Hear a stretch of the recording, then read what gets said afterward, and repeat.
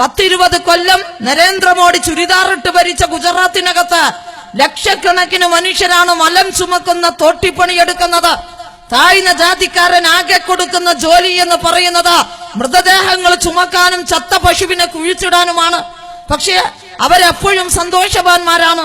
നമ്മളെ നാട്ടില് ഈ അങ്ങാടിയിലേക്ക്, ഈ ടൗണിലേക്ക് 2 ആളെ നമ്മൾ പണിക്ക് വിളിച്ചാൽ കേരളം ജാതി നോക്കിയല്ല കൂലി കൊടുക്കാറുള്ളത്.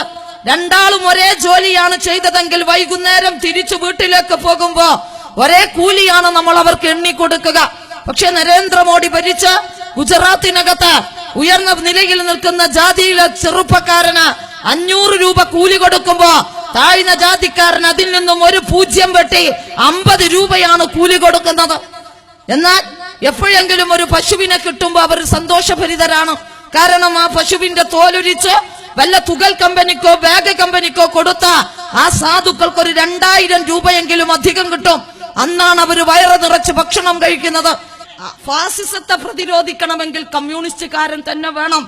അതുകൊണ്ടല്ലേ കേരളത്തിലെ 3,60,00,000 ജനത നെഞ്ചേറ്റു വാങ്ങിയ കേരളത്തിന്റെ പ്രിയങ്കരനായ മുഖ്യമന്ത്രി സഖാവ് പിണറായി വിജയനോട് ഈ മംഗലാപുരത്തിന്റെ മണ്ണിലേക്ക് അങ്ങ് കടന്നു വന്നാൽ അങ്ങയുടെ കാല് ഞങ്ങൾ വെട്ടുമെന്ന് പറഞ്ഞപ്പോ പോകണ്ട എന്നല്ല കമ്മ്യൂണിസ്റ്റുകാര് പറഞ്ഞത്, പോകണം എന്ന് പറഞ്ഞ് നമ്മുടെ മനസ്സിൽ ആഗ്രഹം പോലെ മംഗലാപുരത്തിന്റെ മണ്ണിലേക്ക് കടന്നു ചെന്ന 10,000-കണക്കിന് വരുന്ന മനുഷ്യരെ സാക്ഷി നിർത്തി മതസൗഹാർദ്ദ റാലി ഉദ്ഘാടനം ചെയ്തു പോന്നിട്ടുണ്ടെങ്കിൽ എന്റെ പ്രിയപ്പെട്ട ലീഗ്, അതാണ് RSSനെതിരെയുള്ള പ്രതിരോധം.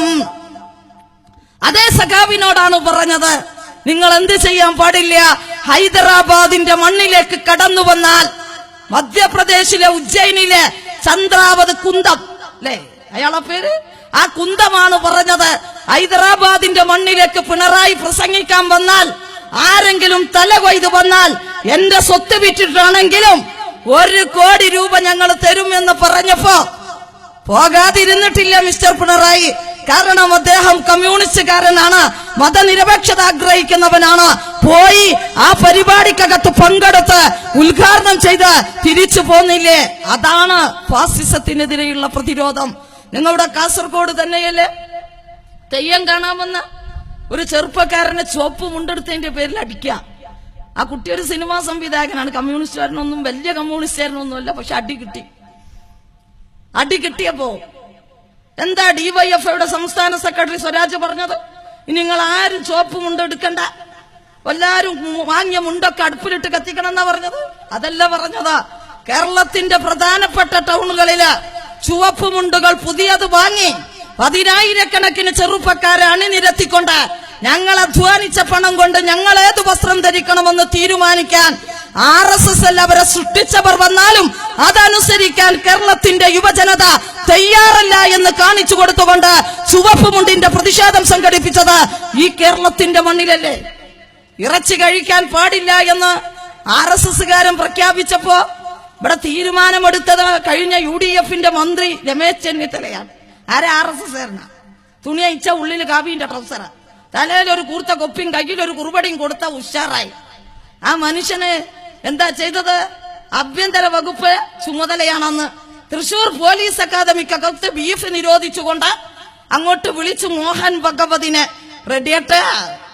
ഞങ്ങൾ എന്താ ചെയ്തത്, RSSകാരൻ കേരളത്തിന്റെ പവിത്രമായ നിയമനിർമ്മാണ സഭക്കകത്തൊരു പ്രസ്താവന നടത്തിയിട്ടുണ്ട്.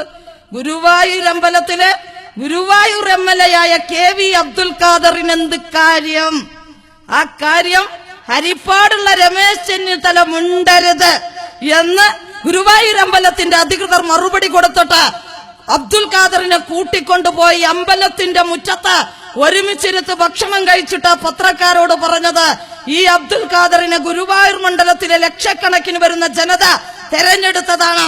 അദ്ദേഹം ഇവിടെ MLA ആയ കാലം മുതൽ ഈ നിമിഷം വരെ അമ്പലത്തിന്റെ ചുറ്റുപാടുമുള്ള റോഡിന്റെ മറ്റാവശ്യങ്ങളുടെ വികസനവുമായി ബന്ധപ്പെട്ട് ഓരോ വർഷവും MLA ഫണ്ടിൽ നിന്നും ലക്ഷക്കണക്കിന് രൂപ ഈ അമ്പലത്തിനു വേണ്ടി തരുന്ന അബ്ദുൽ ഖാദറിന് തന്നെയാണ് മിസ്റ്റർ രമേശ് ചെന്നിത്തല ഈ അമ്പലത്തിൽ കാര്യമെന്ന് അവർ കാണിച്ചു കൊടുത്തിട്ടുണ്ട്. അപ്പോ RSSകാരനെ പ്രേമിക്കാൻ ഞങ്ങൾ പഠിച്ചിട്ടില്ല. ഞങ്ങൾ എന്താ ചെയ്തത്, ഇന്ത്യയാകെ ബീഫ് ഫെസ്റ്റിവൽ സംഘടിപ്പിച്ചു. അപ്പോഴാണ് നാലാമത്തെ ദിവസം ET മുഹമ്മദ് ബഷീർ സാഹിബ് മുസ്ലിം ലീഗിന്റെ നേതാവ് പറഞ്ഞു, എന്ത് ബീഫ് ഫെസ്റ്റിവൽ ഹറാമാണ്, അതവിടെ വരവ് വെക്കും. എന്നിട്ട് അടുത്ത പരിപാടി ഞാൻ പറയാം. എന്റെ നാട്ടിൽ ബീഫ് ഫെസ്റ്റിവൽ കോട്ടക്കൽ അന്ന് ഉദ്ഘാടനം ഞാൻ അവിടെ ചെന്നപ്പോ വലിയ ചെമ്പില് ബീഫ് ഉണ്ടാക്കി കൊണ്ടുവന്ന് വെച്ചിട്ടുണ്ട്. നല്ല മണ. ആ മണം ഇങ്ങനെ ആസ്വദിച്ചിട്ട് ഞാൻ ബ്ലോക്ക് സെക്രട്ടറിയോട് ചോദിച്ചു, തിന്നിട്ട് ഉദ്ഘാടനം ചെയ്താ പോരെ? എന്നോട് പറഞ്ഞു, പറ്റൂലട്ട സൂഫിയ സഖാവേ, 15 മിനിറ്റ് രാഷ്ട്രീയം പറഞ്ഞാൽ മതി, അത് കഴിഞ്ഞിട്ട് നമുക്ക് തിന്നാം. 15 ഞാൻ എടുത്തില്ല, 13 മിനിറ്റ് കൊണ്ട് ആ മണം സഹിക്കാൻ പറ്റാഞ്ഞിട്ട് ഞാൻ 13 മിനിറ്റ് കൊണ്ട് അത് അവസാനിപ്പിച്ച് ചെല്ലുമ്പോ ചെമ്പ് മൂടിയിട്ട് ആ മൂടിന്റെ മേലെ എന്റെ ബ്ലോക്ക് സെക്രട്ടറി താടിക്ക് കൈ കൊടുത്തിട്ടിരിക്കുക. ഞാൻ ചെന്നിട്ട് പറഞ്ഞു, ഇബ്രാഹിനെ വിളമ്പ്. അപ്പൊ എന്നോട് പറഞ്ഞു, സാധനം കഴിഞ്ഞിട്ടാ, നിങ്ങൾ വരി, നമുക്ക് KR ബേക്കറിന്ന് ലൈമും പഫ്സും കുടിക്കാൻ. ഹാർട്ട് അറ്റാക്ക് വന്നില്ലാന്നുള്ളൂ. ഞാൻ ചോദിച്ചു, അല്ല ആരാത് തിന്നത്? വരി കാണിച്ചില്ല. കോട്ടക്ക സ്റ്റാൻഡിൽ നിരന്നിങ്ങനെ നിൽക്കുമ്പോ 70% ലീഗിന്റെ കുട്ടികളാണ്. കാക്ക രാവിലെ പറഞ്ഞത് ഹറാമാണെന്ന്. എവിടെ? ബീഫ് കണ്ട ഹലാലാണെന്ന് കുട്ടികൾക്കറിയാലോ, കുട്ടികളത് തിന്നുക. അപ്പോ നമുക്ക്